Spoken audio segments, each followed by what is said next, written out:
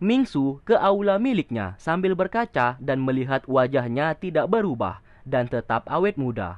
Lalu tak lama kemudian, Lingji datang ke sana dan ia berkata telah berhasil melewati latihan tahap pertama, jurus jimat Suanbing.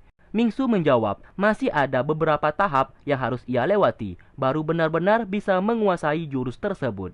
Apabila sudah berhasil, maka Lingji bisa mengeluarkan kembali mutiara Cihua dari tubuhnya dan bisa hidup tanpa mutiara tersebut. 你要是想用，拿去便是。这样，我就不用花费心思，既筹谋好一切。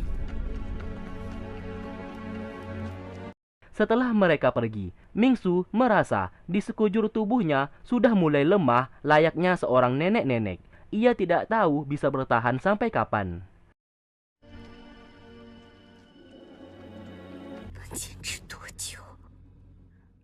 Lingji akhirnya berhasil mengeluarkan mutiara Cihua dari tubuhnya.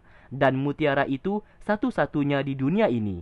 Ia pun sesaat memiliki ide dan akan menggunakan mutiara tersebut untuk melakukan balas dendam.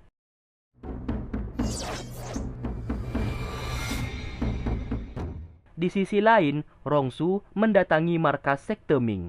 Ia curiga orang-orang yang tersisa dari paviliun Lingsu saat ini bersembunyi di sana. Baru saja masuk ke dalam goa tersebut, Lu segera datang ke sana dan menyerangnya.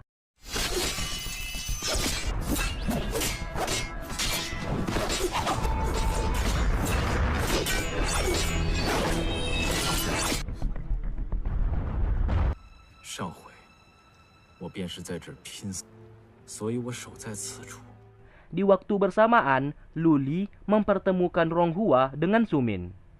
Di sana, Sumin sangat senang bisa bertemu lagi dengannya.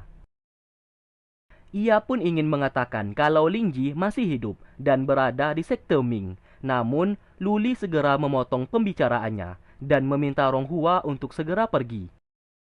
Sedangkan Mei Ying membawa pasukannya dan berada di wilayah markas sekte Ming. Ia ingin membuat jasa agar Jing Feng suka atas hasil kinerjanya. Namun belum sempat ia bertindak, pasukannya dibunuh tanpa tersisa oleh Canggi. Dan ia pun dibunuh dari belakang oleh Lingji.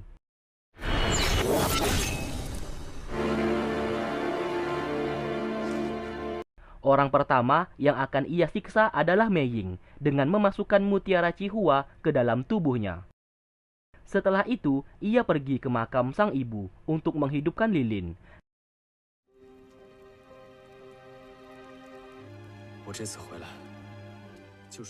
Namun dari arah belakang, Ronghua juga datang ke sana untuk melayat.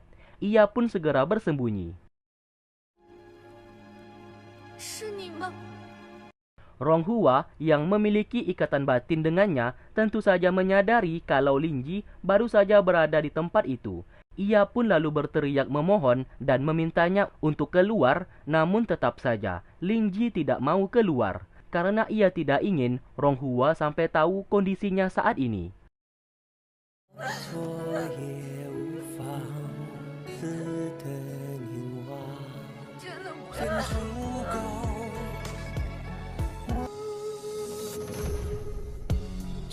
Ronghua akhirnya ingin bunuh diri karena percuma saja ia hidup tanpanya. Dengan cepat, Lingji menahan pisau tersebut dan mereka pun akhirnya bertemu kembali.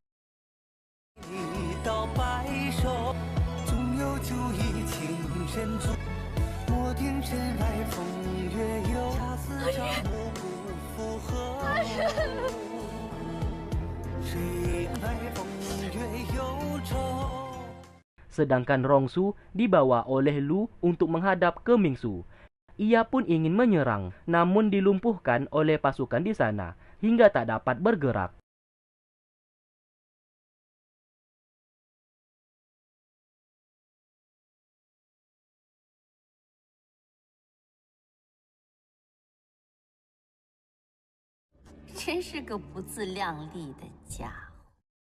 Rongsu berkata ia tidak peduli dan ia siap mati karena pasukannya telah menyebar bom peledak di markas sekte Ming agar ia bersama Mingsu bisa mati bersama. Tak lama kemudian, Lu dipanggil oleh Mingsu dan ia dipinta untuk membunuh semua pasukan milik Rongsu di luar sana, sekaligus menonaktifkan bom yang telah dipasang di wilayah sekte Ming miliknya. Lu segera keluar dan berhasil mengepung Xuan Yu bersama pasukannya. Namun di sini, ia dipinta oleh Mingsu untuk membunuh pasukannya saja dan melepaskan Xuan Yu, karena Mingsu mau Xuan Yu memberikan informasi kepada Jing Feng bahwa Rongsu telah ditangkap. 今日留你一命，便是要你回去敬奉。灵寨需要他亲自查。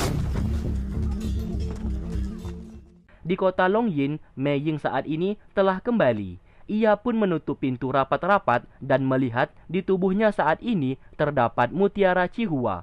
Ia pun bingung siapa yang memasukkan ke dalam tubuhnya.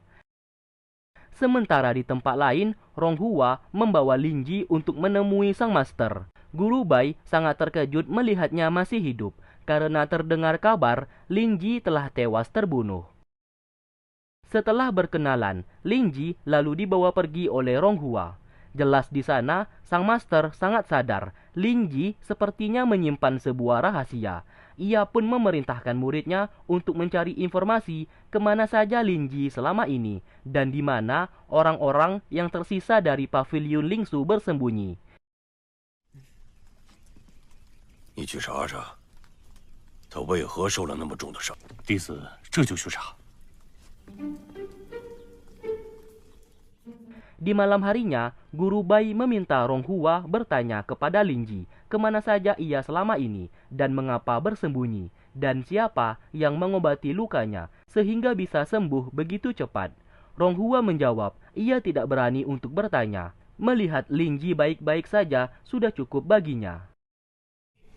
话虽如此，可是你刚还说帮我一起收拾呢。 Singkat cerita, Jing Feng mendapatkan surat kalau Rongsu telah ditangkap oleh Mingsu di sekte Ming. Ia pun menjadi bingung harus melakukan apa, karena apabila ia pergi, maka kota Longyin tidak ada yang menjaga. Ditambah lagi, racun di tubuh Bibi Ziyan kembali kambuh. Lalu sesaat, Bibi Ziyan jatuh pingsan. 快来人呐！ Sementara itu, Luli datang menemui Lingji dan yang lainnya untuk memberikan informasi kalau Bibi Ziyan jatuh sakit akibat racun di tubuhnya kembali kambuh. Guru Bai menjadi sangat khawatir dan ia ingin sekali kembali ke kota Longyin. Begitu juga dengan Ronghua yang khawatir terhadap bibinya. Lingji mengatakan, belum sempat mereka menginjakkan kaki di kota Longyin, bisa dipastikan mereka berdua sudah tewas terbunuh. Karena Jing Feng sudah mengecap Ronghua bersama Guru Bai pengkhianat. Lingji berjanji akan membantu mereka untuk bertemu dengan Bibi Ziyan. 多必失。办吧，荣姑娘。 Di lain sisi, Rongsu dibawa oleh Lu untuk bertemu dengan seseorang. Rongsu yang kini tenaga dalamnya sudah dihilangkan oleh Mingsu tidak dapat berbuat apa-apa. Lalu Lingji datang ke sana. Alangkah terkejutnya ia melihat Lingji ternyata masih hidup. Ternyata mereka hendak pergi ke kota Longyin dengan membawa Rongsu sebagai tahanan. 去龙云城。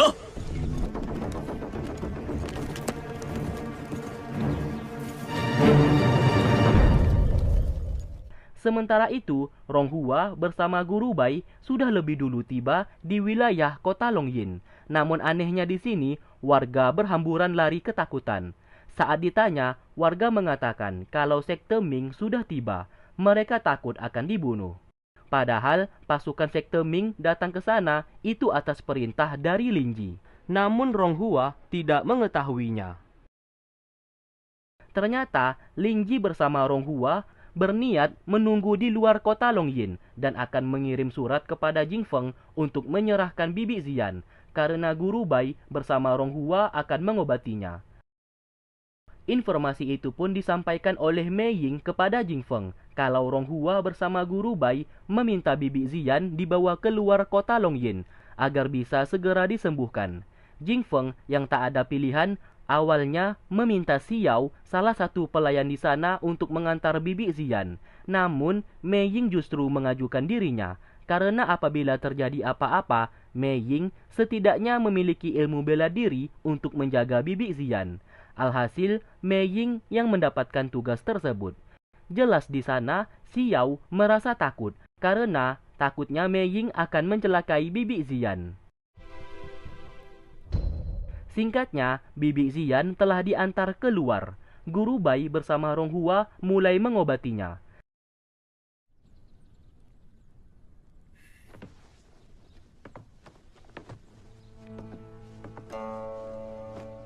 Sedangkan Mei Ying yang mengantar menunggu di luar. Sesaat, Changgi berkata, andaikan saja Lin Ji tidak melarangnya untuk membunuh Mei Ying, maka saat ini juga Changgi sudah membunuhnya. Sedangkan Rongsu memohon kepada Lu agar membiarkan ia melihat Bibi Ziyan yang saat ini sedang sakit. Lu tetap bersikeras melarangnya dan harus tetap berada di sana sebagai tawanan. Sesaat, Lin Ji berlari dengan sangat cepat. Melihat hal tersebut, mereka pun segera pergi menyusul. Lu lalu meminta Changgi untuk menjaga Bibi Ziyan, sedangkan ia pergi menyusul Lin Ji. Lalu terlihat efek kekuatan jimat Xuan Bing mulai bereaksi. Kekuatan itu belum mampu dikendalikan oleh Lin Ji dan matanya berubah menjadi biru.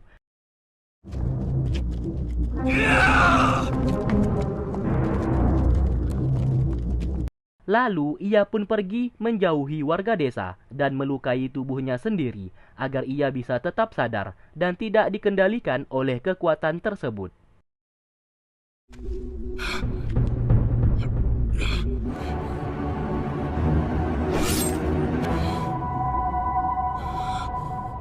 Terlihat Mei Ying mencoba mengikuti Lin Ji untuk mencari tahu apa yang sebenarnya terjadi. Namun tindakannya segera dihentikan oleh Lu yang tidak menyukainya. Ia pun segera mengusirnya dari sana. 我灵教弟子已将此处团团包围，我保你有命来，没命回。 Setelah berhasil menemukan Lin Ji, ia pun menyuruhnya untuk kembali ke sekte Ming agar semua orang tidak tahu tentang kekuatannya saat ini. Namun, Lin Ji saat ini tidak mau pergi. Tak selang beberapa lama kemudian, terdengar suara Ronghua yang memanggil namanya. Akhirnya, Lu dipinta untuk mengalihkan perhatian Ronghua agar tidak menemukannya. Sementara itu, Mei Ying menghampiri Bibi Ziyan. Ternyata alasan ia mengajukan diri untuk mengantarnya karena Mei Ying berencana membunuh Bibi Ziyan supaya rencananya untuk menguasai kota Longyin bisa tercapai. 我有何图谋？我梅家败落至此， Ia pun hendak dibunuh. Ziyan mencoba kabur dengan menusuk kaki Mei Ying dengan tusuk rambut miliknya.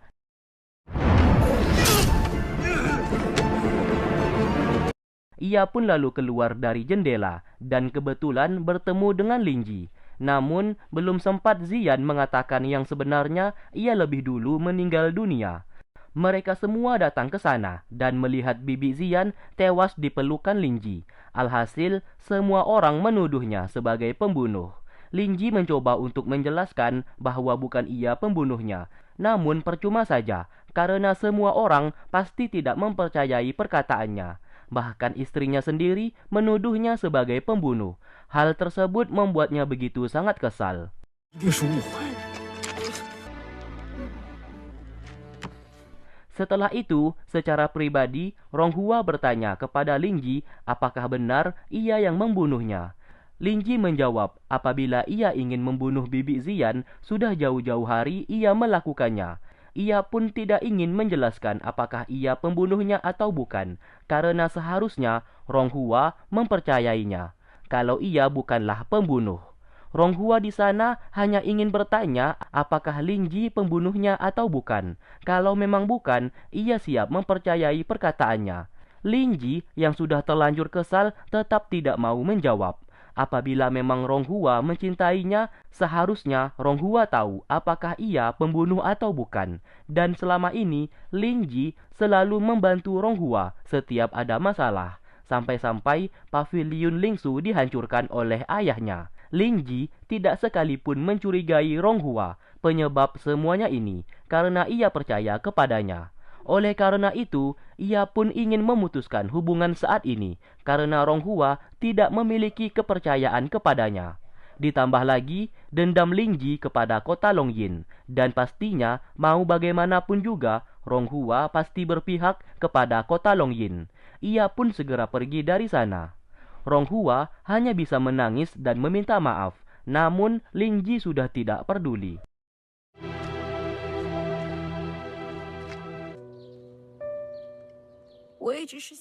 Setelah itu, Lin Ji meminta Changgi untuk menyiapkan peti mayat untuk Bibi Xian dan ia ingin mengantarnya kembali ke kota Longyin. Sementara itu, Guru Bai sangat marah karena Lin Ji membunuh Xian. Ronghua mencoba menjelaskan setiap detail pembunuhan. Dikala itu, Bibi Xian terlihat terluka parah di pelukan Lin Ji. Kalau dipikir kembali, Bibi Xian di saat itu berada di kamar. Namun kenapa bisa di luar? Bisa disimpulkan pasti ada seseorang yang mencoba membunuhnya. Lalu, Bibi Xian melakukan perlawanan dan mencoba kabur melewati jendela dan bertemu dengan Lin Ji. Kalau memang benar Lin Ji pembunuhnya, seharusnya mereka berada di kamar, bukan berada di luar. Mendengarkan hal tersebut, Guru Bai langsung sadar akan semuanya ini. Mereka pun mulai mencurigai Mei Ying pembunuhnya, karena di saat itu hanya Mei Ying yang tidak berada di lokasi. Mereka pun memutuskan untuk kembali ke kota Longyin untuk mencari bukti.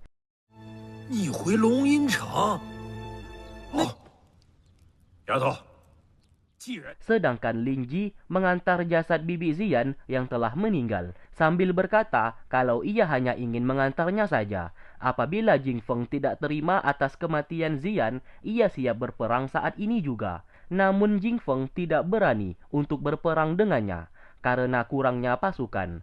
Setelah mengantar jasad Bibi Xian, Lin Ji bersama pasukan segera pergi. Di malam harinya, ia bersama Lu sedang menyusun strategi.